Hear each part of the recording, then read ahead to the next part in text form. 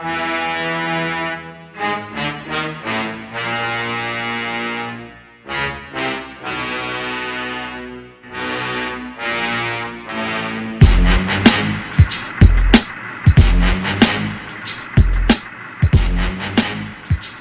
and gentlemen, it's the Big Jiu-Jitsu Show. I'm Rob. I'm Randy. And we have one of our favorite guests of all time back on the show, all the way down in Florida right now after teaching a seminar. And hopefully he's going to tell us more about that. We have Birdman, black belt, fourth degree, right? Correct, sir. Fourth degree black belt, just awesome, awesome instructor, awesome person.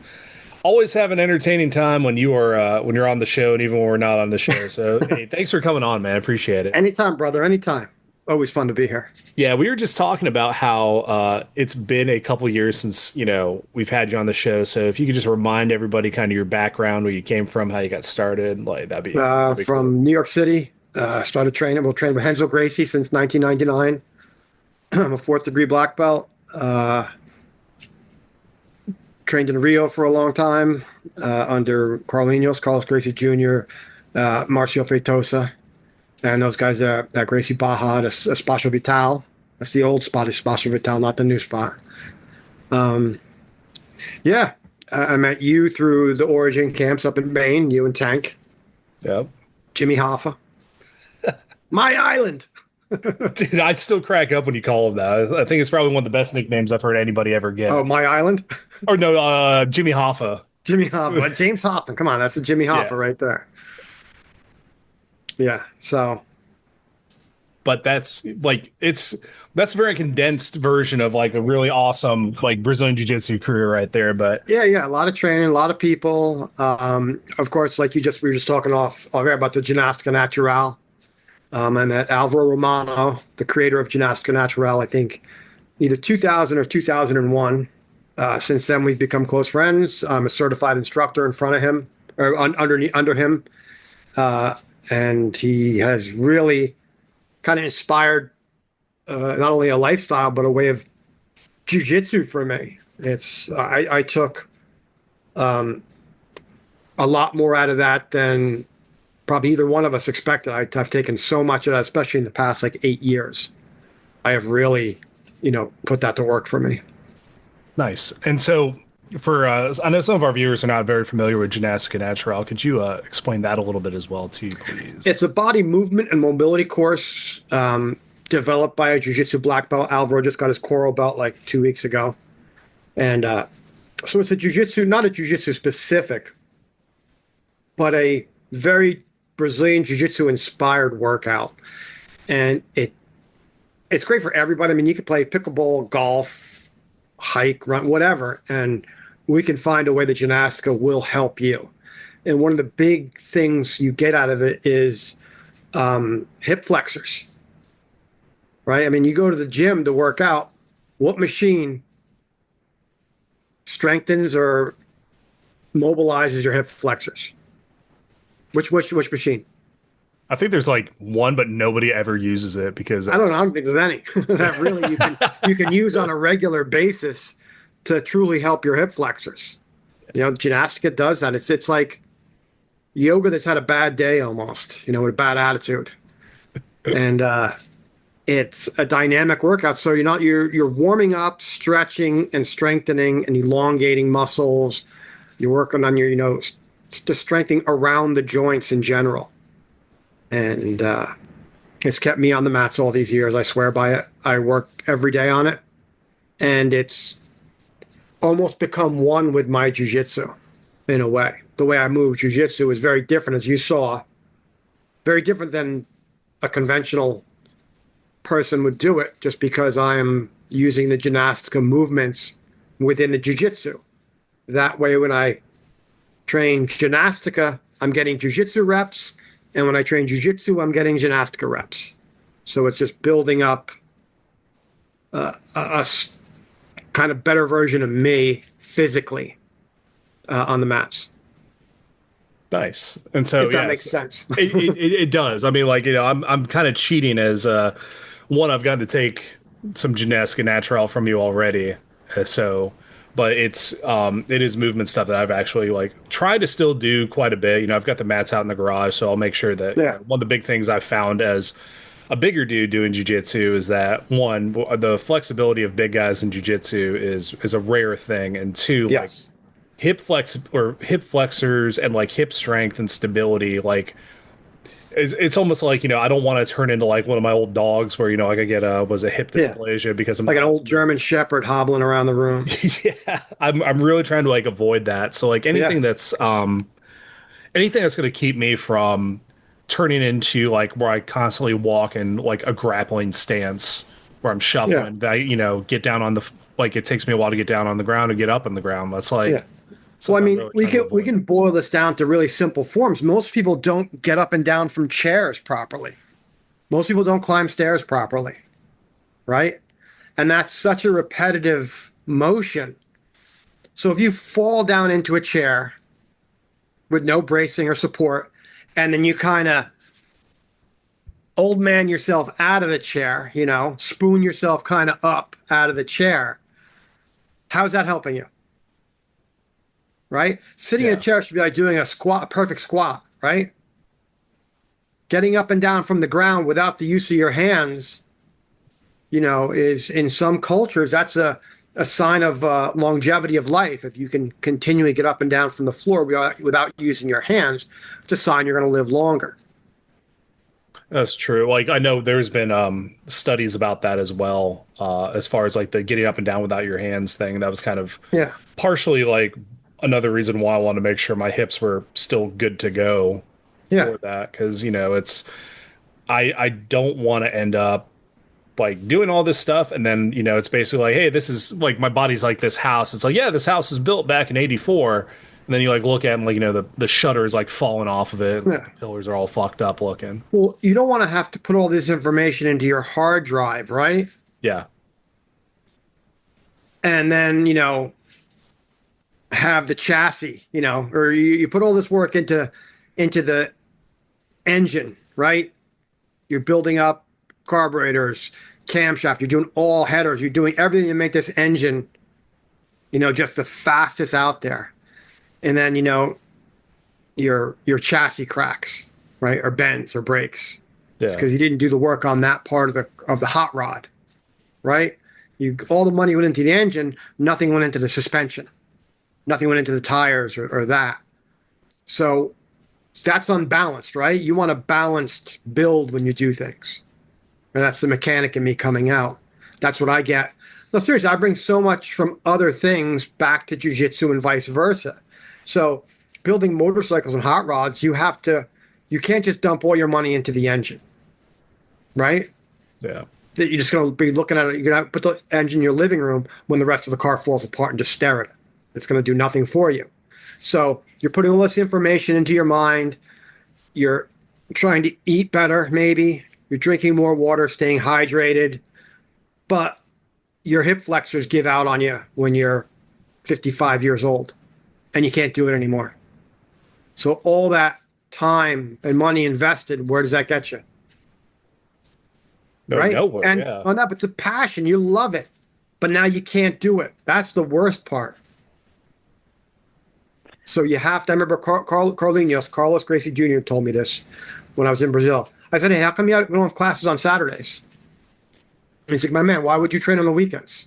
You know, we train Monday through Friday. If you can't get there enough Monday through Friday, you know that you don't balance in your life. You can't make it up. But Saturdays for the family, Saturdays for the beach, Saturday is for that recreation side of your life. Monday through Friday is for work and jujitsu." And he said, if you don't have balance in your life, you'll never have balance in jujitsu. And that's kind of what we do here, right? We run around with work. We run around getting kids to soccer games, baseball games. We grocery shop and doing all this stuff. We run out of time. And, you know, the mats are packed on Saturdays, right? Yeah. Right. And that's time. That's that balance time you should have for yourself, for your family, for recovery, right? And you get into that cycle of having the weekends for you. So It was that's interesting that you brought up the sitting down and standing back up without your hands. I actually read about that in Kelly Starrett wrote a book called Built to Move, and yeah, he has some like tests that you can like movement based tests yeah, that he puts in the book for people to run through to test their strength and mobility. And basically, he says like these are just kind of a guideline for this like an indicator for whether you need to work on hip flexor mobility, hip flexor strength, hamstring mobility, hamstring strength, so on and so yeah. forth, based on these tests. Because what they find is that when you get to your later years, all cause morbidity increases when you fall because Of you're not. course, And absolutely. so you talk about that, and I think that's really interesting. I don't know anything about the Ginastica Natural, but I want to learn more about it because I see that I'm reading a book right now called Check Engine Light by Rob Wilson, and he talks about kind of like imagine having since you're a car guy, it's a perfect analogy. You've got a dashboard, and lights come up on that dashboard, like your check engine light being the easy example, right? But Yeah, maybe a low tire pressure or these different things come up. And if you don't take care of those little lights when they come on and you keep ignoring them and ignoring them over time, eventually your car stops running. yeah, But if you take care of the little things as they come up, the little maintenance things here and there consistently, and sometimes you can ignore one for a little bit because you don't have the yeah, money to fix it, but you have to prioritize, then your longevity increases. And so it sounds like there's a lot of parallels there. And I definitely want to learn more about this because yeah. I want to start integrating kind of like, I've been brainstorming, incorporating some sun salutations in my morning routine just to kind of get my body moving That's a and great place to start. yeah. Yeah, yeah. That's we were always doing that. To salute the sun. That routine. We're always doing that. That's a big part of where it starts. I mean, you can. I look at personal trainers to what Alvaro taught me. You know, they take somebody that's maybe a little older. And they always start people with like crunches and sit-ups, right? He starts people with breathing, right? That breathing is an ab workout if you do it right and do it deliberate. Breathing is an ab workout. That's where you need to start with breathing. Then after that, you would work everything. Because I think people get too heavy at first into working out and stuff like that, and everything, cardio, everything. They just want a very instant or quick return, right? Yeah. Everybody, so they're gonna push hard at the gym. They're gonna get the protein powder, the creatine. They're gonna max out on protein, this and that and this. What do you think you're doing to your insides, to your kidneys, to your stomach, right? With all these processed, synthesized additives or supplements. What do you think that does to you, I mean, right? going from like 0 to 100 usually just jacks you up pretty good that way. Yeah, but it's just, I mean, yeah, it's just, yeah, dumping the clutch and hitting the gas. I mean, that's car doesn't last long when you're doing that, But it's yeah, I see a lot of people, especially in jujitsu. What can I do to cross train? What can I do to cross train? Do more jujitsu. Right? That's the cross training. Do more jujitsu. Do gymnastica. There's no weightlifting is not going to help you. Running is not going to help you because that cardio is completely different than jujitsu cardio. You know, roll longer rounds, roll short, aggressive rounds, roll long, slow rounds, mix it up. That's how you get jujitsu cardio. And you need jujitsu strength, which is different than in the gym strength. Completely different. Yeah, I feel like for me, like I only lift about once or twice a week. I still feel a certain way about it just because like my shoulders are speaking of going like, I gotta do it really hard. Like when I was younger, it's like, how do I get really good at jujitsu? I ignore people trying to submit me and I just don't tap to it. So, like Kimoras don't work on me. That did really well for my shoulders. Train 6 days a week for like 3 hours a day, and then I'm like, why does everything hurt? Yeah. So like now it's just basically I lift to keep my shoulders like Yeah. in their sockets, Yeah. like You need stuff some like that. compression to keep your arms from flying off. Yeah. So like, but I try to do stuff where I think about like what's going to help me the most in jujitsu. So like I don't go for personal bests. I don't do any of that. I'm just like, what can I sustain in a certain way that's going to keep like give me muscle fatigue at least over time where I'm not like just cranking out. Can I bench press a 300-pound man off of me? No problem. Like I need to sustain like good pressure against like what I'm doing. And then like Yeah. for me, it's a lot of rowing too. Like I abuse my rowing machine Yeah. for that just because I feel like I'm gripping something and pulling it constantly like this. Like doing Yeah. jujitsu, but it's hard to get If, training partners every night out here in the karate in the garage gym sometimes. yeah. But rowing is supposedly, I've heard a lot of things about rowing. It's super good for you. Yeah, I think the issue is balance. I think people don't balance their training efforts. I think there's definitely benefit to gain from supplementing jiu-jitsu training with exercise if you do it responsibly. Yeah, of course. And, Yeah. and and I think a lot of people don't do it responsibly, and that's from personal experience when I was younger of not doing it responsibly, where I was chasing those PR lifts. I was trying to pull as much weight off the floor as I could at the expense of my back. And then what ends up happening is you lose the quality of the jiu-jitsu session because Yeah. you're so banged up and you're so hurt and that you lose benefit from both ends of it. So you're not getting stronger and your jiu-jitsu sucks because you're not training enough. Yeah. You're And not so it's getting like better at anything. you have to be smart about the way you train. I think it's important now. Like I'm 39, so I'm still relatively young, but I'm definitely at that age where I have to be mindful of recovery, and I'm looking more longevity than immediate performance benefits like right now. Yeah. And so for me, I am cognizant of at least maintaining musculature and some fundamental levels of strength, just because of when you get older, the onset of osteoporosis and these different things that can happen when your body starts to break down, you start to atrophy. Jiu-jitsu obviously can offset a lot of that in and of Yeah. itself if you're training with enough regularity. But work life balance, Yeah. jiu-jitsu balance. So I think people need to just be very responsible and very intentional. I think you use the term deliberate when you're talking about Yeah. breath. I can't agree more. Been putting way more focus into how I breathe and for what purpose lately, and that is a game changer. My heart rate Everything, variability everything you skyrocketed. do starts with breathing. Yes, Everything. yes.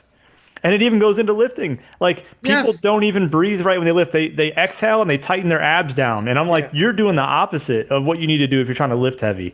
But regardless, I've just seen so much carryover between what you're saying and the reality, even in the fitness realm. But Yeah.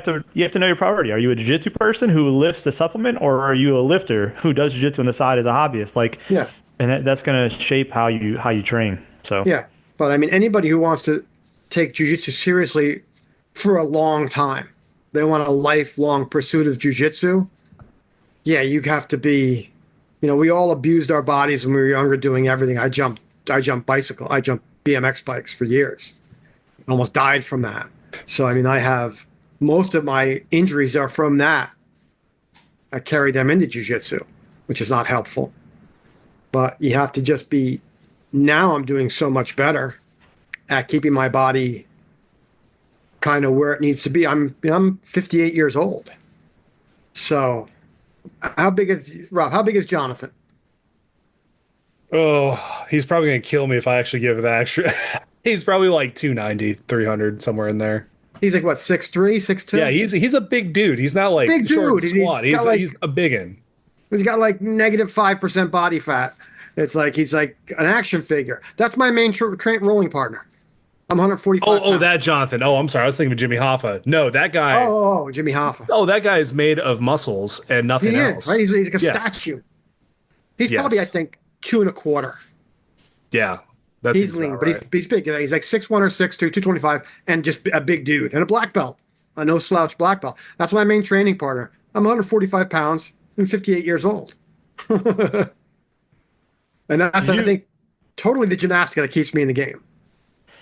How how many days a week do you train jiu-jitsu right now? 4. 4 days a week, which is a really strong number. Do you taper like your intensity on those different days? Do you have days where you scale it back, and days where you just go all out? How do you kind of temper I go the same pace every day. every day? Okay. Every day. I've done it for years. I just have one pace, right? And the technique intensifies or decreases depending on who my partner is. If I'm rolling with like a blue belt or something, I don't bring the physical aggression up or down. I bring the amount of technique up and down, but I keep a pretty good pace on my own, right? Because with Jonathan, we do 12-minute rounds with each other. That's a long round, Hmm. and we're not sitting still. So me and him, we could do 12-minute rounds now, going at each other pretty good. And I get a pace, and I use grips and hips to keep that pace on my clock. But what I do is I adjust the level of technique. I'm using a super high level against good guys, and if I roll against a purple belt, I try to do things that purple belts would do. Right? If I'm rolling against white belts, I make white belt mistakes when I'm rolling with them. Right? Because it's why put a high level of technique on a white belt? What am I gaining? What are they gaining? Right? So making mistakes like a white belt would make, rolling with a white belt, keeps me reminded of fundamentals that maybe I don't think about as much because I've been using them for several decades. Right? So it's always a good reminder for me of things, and it helps that person, right? Because they have a pretty kind of even roll with them. They're not just one-sided and, wow, that was 5 minutes of me being smashed on the bottom. What are they Yeah. going to get out of that? I think it's like demoralizing a bit too sometimes as well. Because I It mean, is. like, I never enjoy that when people come and say, "Oh, you got to beat up on your white belts." I'm like, why? Why do I have to beat up on the white belts? yeah, It's like a frat boy kind of thing. yeah. I mean, if you want to, share jujitsu with me, I've always kind of thought about it this way too. Is like I had an old instructor, it was a Taekwondo instructor, and it was I remember I was sparring somebody one day, and he's like, "Hey, give him a decent match for them." I'm like, okay, like they're like, the only thing you prove is if you like beat up like a lower rank like that, is that you're an asshole. Yeah. That's real. Like, it may not be the case for everybody being an asshole, but to that person, you're going to be an asshole. Because I Yeah. mean, those like three of us obviously have done jujitsu more than a couple years. Uh, had to kind of endure that smashing. I feel like Yeah. I've at least endured it when I was a white belt, blue belt, different higher ranks. I mean, hell, still in the purple sometimes, but it's like a mental exercise at that point in resiliency and stuff like that. But coming in and doing that with brand new people who are interested in the art, like you've now turned off like however many people to the art just because I rolled with Rob and all Rob did was neon belly me for like 5.5 minutes and then wrist locked me constantly. Like that's not a good Yeah. time. Well, here's what I found out just recently. I had my first white belt. I gave a black belt a couple weeks ago, and he Nice. was my first ever like trial class newbie to black belt. Right, the first completely homegrown. Now, if I was a dick to him and rolled hard against him, or had blue belts and purple belts beat him up, what kind of black belt would he be?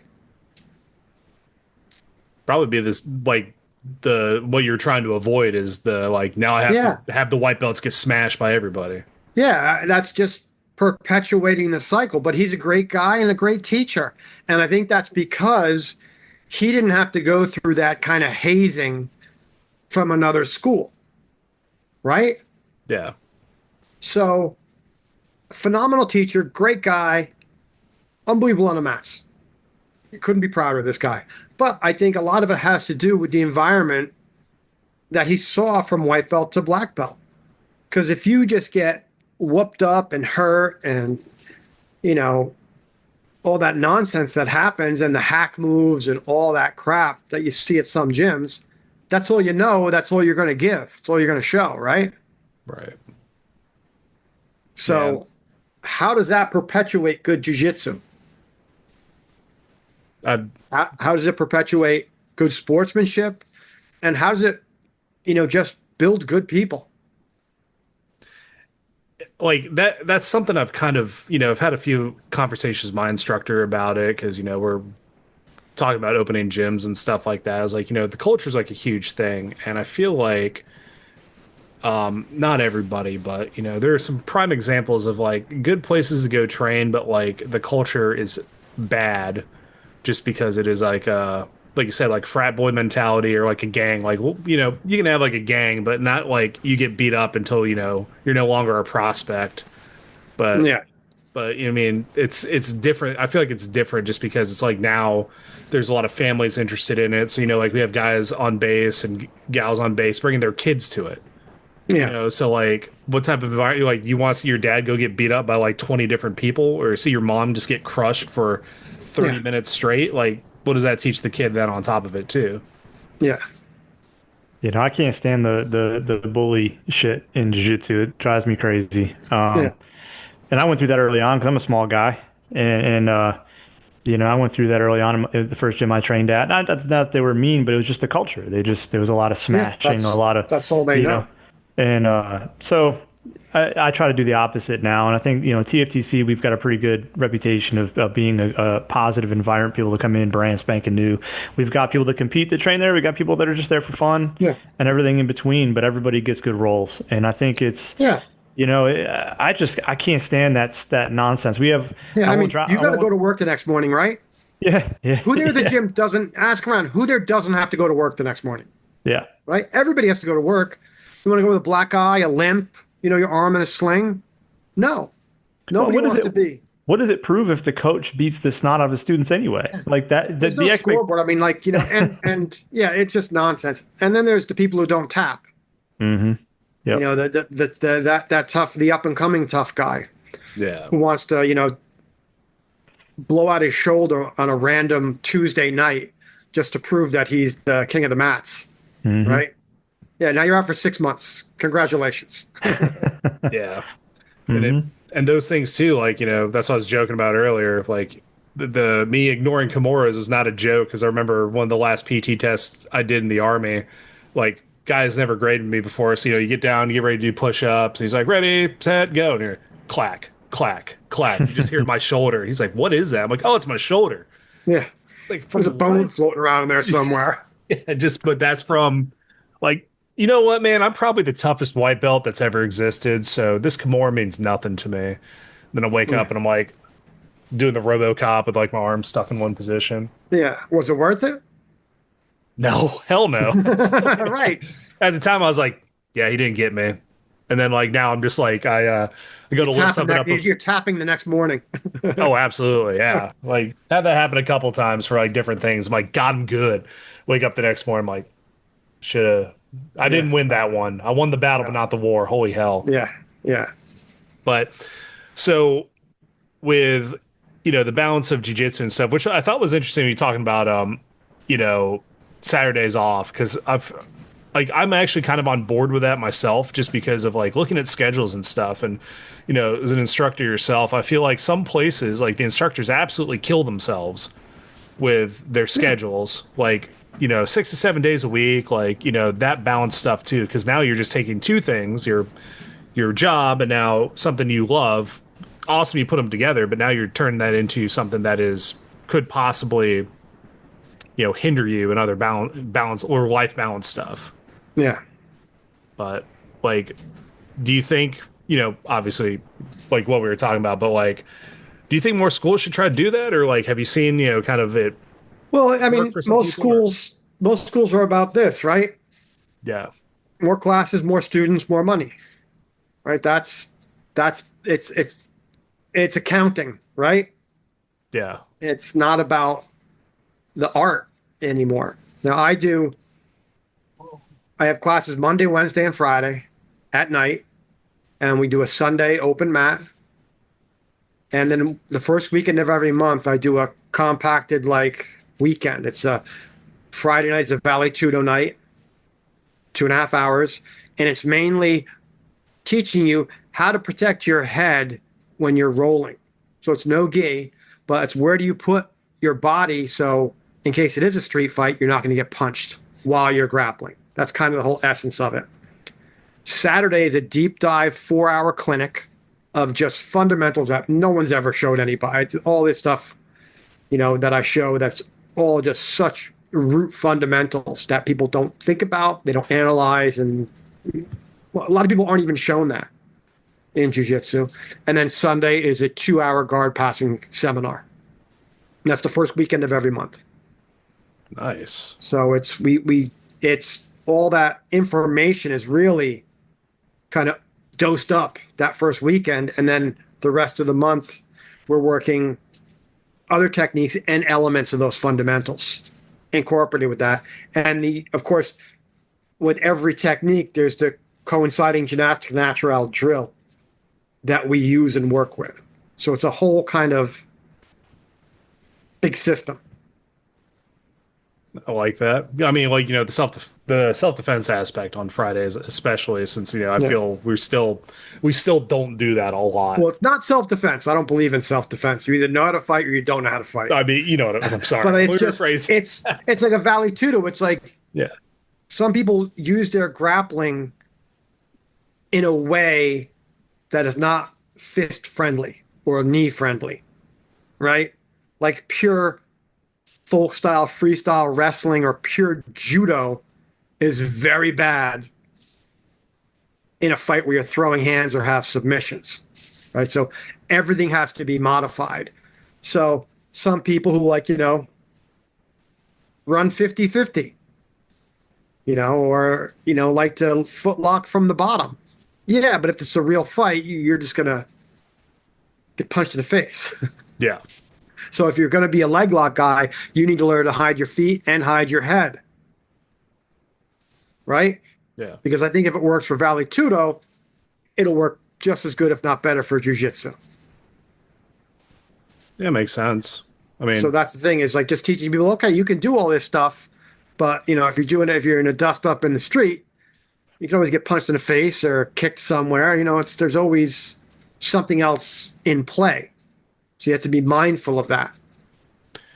yeah, stuff like I've talked about that before with my students. I'm just like, hey, you can't stop the roll when you're like, oh, you accidentally headbutted me. Like, It guess happens. what? Yeah. Like, well, I mean, like, obviously in the gym, yes, but like, if somebody's, you're out, go to the convenience store, some guy's drunk, jumps on you, for no reason. You can't say, hey, man, do you mind? I gotta just stretch and like tie my belt real quick or whatever. Like, Cool. no, you And gotta another thing, jump in on it, it. it helps with questions, because I always get these questions with guys who watch the fight Saturday night.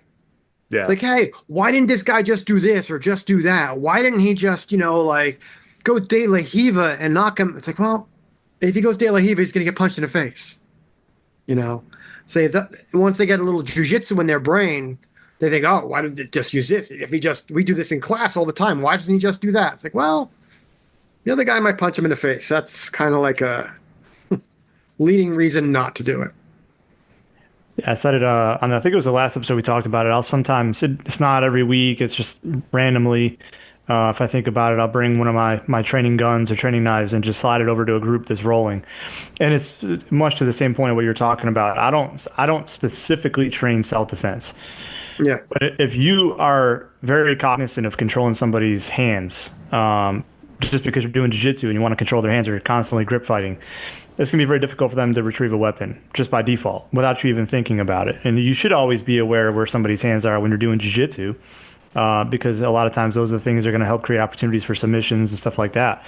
So I'll do that sometimes, and it's funny because you're right. If I agree with what you said earlier about if you can fight, you can fight, and Yeah. and the environment is going to dictate what's accessible to you anyway. Like I always laugh when you have the people that are like, "Oh, you do jiu-jitsu? I would just grab you by your balls or by your throat and you Yeah, poke your do it. eyeballs out." I'm like, I can Do do the it. same thing, but I can do it from a better position than Yeah. you. So I don't really understand your argument. You know what I Yeah. mean?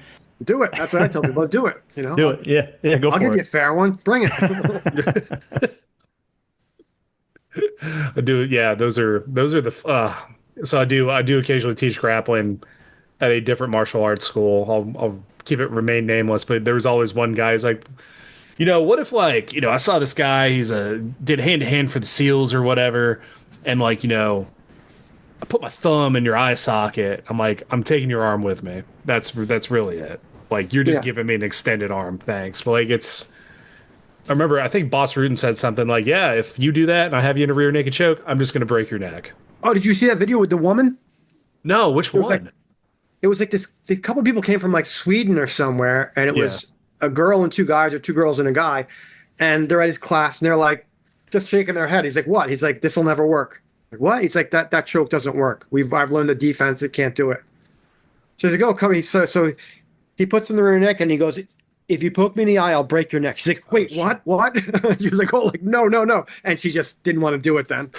She was going That's to reach and perfect. poke him in the eye. He's like, I'll break your neck. He's like, you can poke me in the eye, but I'm going to break your neck.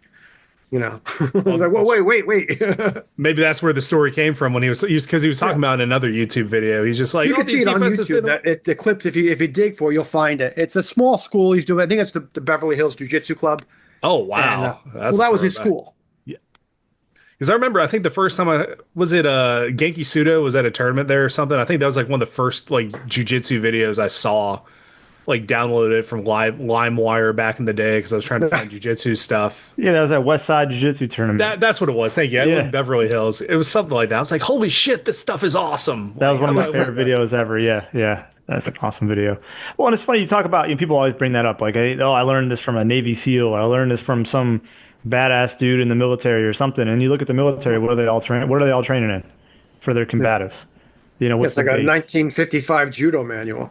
Literally, that's what it was. Up Yeah, until recently, it was a 1955 judo manual. That's what the armed forces used. yeah. yeah. There was But, a But you look at modern armed combatives or SOC now, and its base is essentially submission grappling or jiu-jitsu. yeah, So it's just ironic. People don't know what the fuck they're talking about. yeah. It's just people. I don't know. People are just. I think just people are just. I don't know if they're ill-informed or they're just kind of delusional in their own abilities. It's the latter. I think it's the latter for most people. it's Yeah, yeah. yeah. It's just they think, well, I played high school football, so of course I'm a good fighter. It's like, does one have to do with the other? You I know? see red. I just see red, bro. I just Oh, yeah, those guys I see red. Yeah, I think there's something to be said, like, like you said, just misunderstanding what a person's abilities are, like, know thyself type yeah, situation. Like, if I'd bet dollars to donuts, if either one of you wanted to eye poke me, you would have a good way to do it, as opposed to just be like reaching behind you, like, oh, where is it? It's got to be yeah, here somewhere. You know what I mean? Like, yeah. you can do those moves if there's like a logical and reasonable way to do it, because a lot of, for whatever reason, my Facebook feed is basically bombarded with this one page called Point Fighter Live, and it is like some of the most ridiculous bullshit I've seen in my life. But it is basically just like, I'm gonna do one punch, and then this guy does 20 strikes, and the comments are like, that guy's deadly as hell. I'm like, the last time I punched somebody, I did not and stay right there for like, whatever moves he was gonna do. Like, Yeah. it was a competition. I hit him and I moved out of the way because I'm like, I don't want to get hit back. Yeah. Nobody. People like. Yeah. People are. I think are just more delusional than ill-informed. They just think they watch enough stuff on YouTube and they absorb that ability through the interwebs. And now I can do it. I've seen it so many times. I can do it. That's ugh. I That's call crazy. bullshit on that. so how many men does it take to take a silverback gorilla then? There it is. You There's can't. I don't think it can be done. I think the gorilla kills everybody. You guys ever been near a silverback gorilla? No, I don't want to be either. I'm No. good. Here's the thing: gorillas, they can retract their balls up into their body when they fight. That's a good superpower to have. Yeah. So So Krav Maga doesn't stand a chance then. no, Krav Maga. Krav Maga is on the bottom of the food chain when it comes to fighting gorillas. I'd put the Girl Scouts ahead of them. Yeah, I don't think so either. All the memes that came out of it were hilarious. It's just like watching John Jones. It's just clickbait. It's stupid. Oh yeah. It's stupid. Oh yeah, I had a Yeah, good I mean- laugh. I had a mean, good laugh. how many of those guys after the first 10 died? How many would not run away? That's the reality. I mean, After the first couple got their limbs ripped off, what, you're just going to wait in line? No, it's like, what was it, like the woman who like a chimpanzee, right? An old chimpanzee grabbed the woman's face and was like opening up like a container of ice cream, just took it Yeah, off. tore it Like, right oh, off. the hell is this? And threw it away. Like, that's a human being. No. That's also a chimpanzee. Like, that is a Yeah. small primate versus something A that makes 600-pound gorilla. yeah, fuck that, dude. I mean, what's like the strongest deadlift ever pulled by a human? Isn't it like a little over 1,000 pounds? I feel I like think it it's a is. little over. I think it's a little over 1,000 pounds. A gorilla would pick that up with one hand and throw it over his head like it was like a 20-pound kettlebell. Dude, it would beat Yeah. me. It would beat me to death with the bar, like with the weight What still they'll do on is it. they'll just start ripping your limbs off Yes. because they can, Hmm. right? Hand against the head and the arm and just pull it off. Okay. And then and They then have to kill you. They and then just, probably just take a shit on your face after they ripped your yeah. arms But off. I mean, seriously, Yeah. there's 100 guys there. After the first couple get dismembered, who is not going to run away? The No. guys that see red, apparently. Yeah, they see red. Yeah, they're going to see their own blood. That's Yeah. the only red they're going to see. Yeah, because I think it's like another thing too is that a lot of people don't talk about is like primates are like chimpanzees are omnivores. Because I remember I was in high school and our biology teacher is like, hey, watch the. I think he was fucked up, but whatever. It was kind of funny. He like put on this video, so like National Geographic's like the chimpanzees are running out of bananas or something, and they chase down this rival chimp from another like chimp tribe or whatever. And basically eat him alive. Oh, So damn. like this chimp is like pinned down like stomach, and they're just like grabbing handfuls of whatever they can get and are eating it like this chimp alive. And he's like, that's pretty crazy, right, kids? I'm like, why did you show this? Yeah, nightmare fuel. I was like, that's the only reason that fact sticks with me because I'm just like a junior in high school watching a chimpanzee get eaten alive by other chimpanzees. I'm like, Yeah. that's it may help me on Jeopardy one day. I don't know, but it's a good one. But yeah, so if a chimpanzee can eat another chimpanzee, I bet a gorilla is going to eat another person, like a person. Oh, easily. Well, I don't. I think gorillas are herbivores. I think they're vegetarians. I don't think they eat meat. Gorillas. They just But, they'll just kill you for the sport of it then. No, they'll kill you for out of instinct. They don't want. Yeah. You're Yeah. you're an invader. You're an enemy. If you come after them, forget it. They move fast. That thing comes running you. You're just like getting hit by a truck.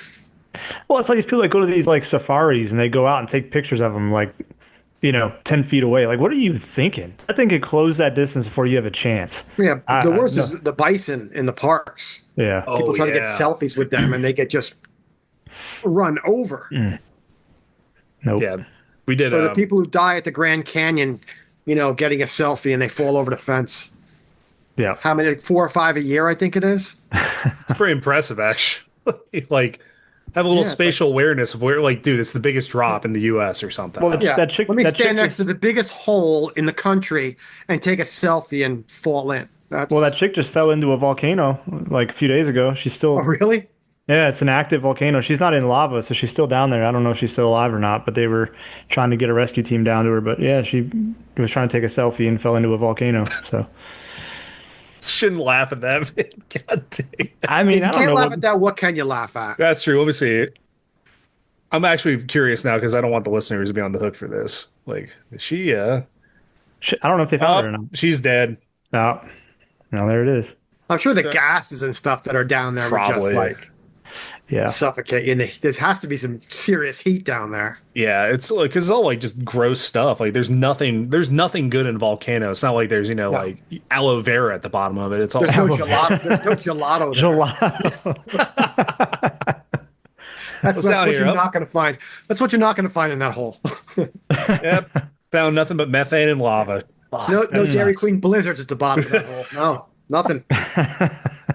She'll tell you. Yeah. Oh, Oh my man. god! Yeah, they said if the team had reached her within the estimated time of 7 hours, she'd still be alive. Family No, claimed if that there she was. hadn't have tried to take the selfie in front of the hole, she'd still be alive. Yeah, that's what the family said. Check this out. Families claim that there was negligence in the rescue efforts, which could have been the difference between life and death.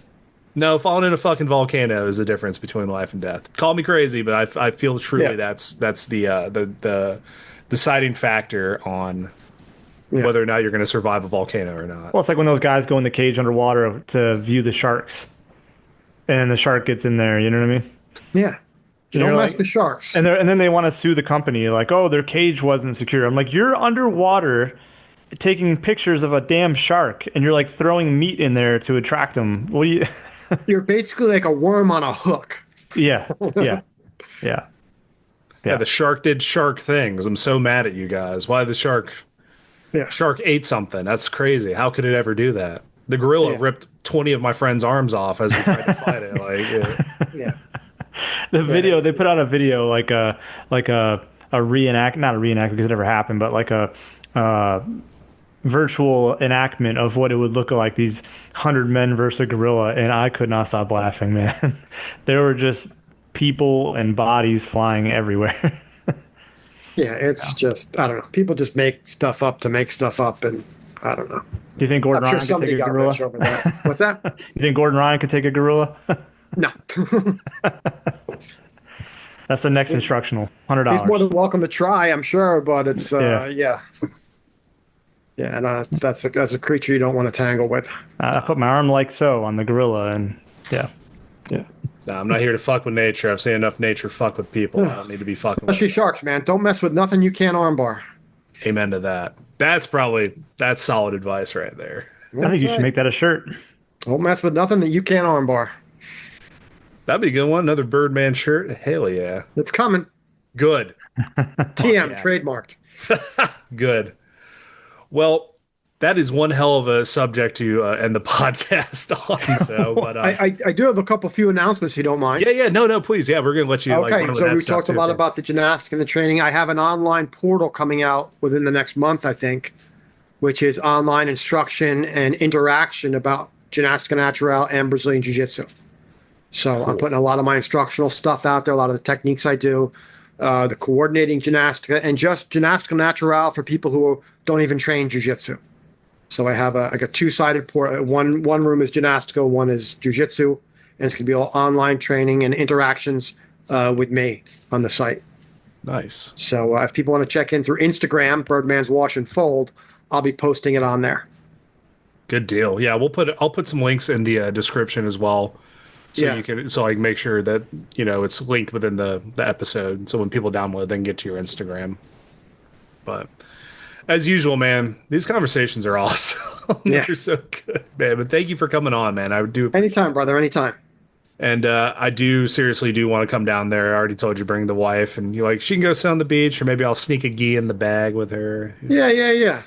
Oh, it's who put this in here? Oh, it's crazy! Look, it's your size. That's nuts. Where are you at now? Vero Beach, Florida. Oh, beautiful area. It is. You should come down too, Randy. Yeah, yeah, definitely.